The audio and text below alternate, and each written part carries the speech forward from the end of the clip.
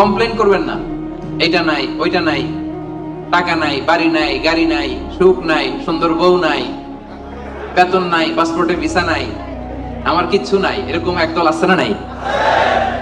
খালি কয় নাই, কিন্তু কত কিছু যে আল্লাহ দিয়েছে ওটা লিস্ট করলে লিখেও শেষ করতে পারবে না, ঠিক কি না? আপনি টাকা চান, বাড়ি চান, গাড়ি চান, সুন্দরী বউ চান, এটা চান ওইটা চান। আপনি যদি ক্যান্সারে আক্রান্ত, ক্যান্সার একটা রোগ আছে না, দুরারোগ্য ব্যাধি, ক্যান্সারে আক্রান্ত কোন রোগীর বেডের সামনে যে দাঁড়ান, দেখবেন যে আহা কি কঠিন অবস্থায় সে আছে। কেমোথেরাপি দিয়ে তার দাড়িগুলো পড়ে গেছে, চুলগুলো পড়ে গেছে, চেহারাটা ফ্যাকাশে হয়ে গেছে, একেবারে লাস্ট স্টেজে চলে আসছে। আপনি যদি তারা জিজ্ঞেস করেন ভাই তুমি কি চাও, সে বলবে আমি শুধু বাঁচতে চাই। আপনি কি চান? না, আপনি তো বাঁচতে চান, আপনি তো বেঁচেই আছেন।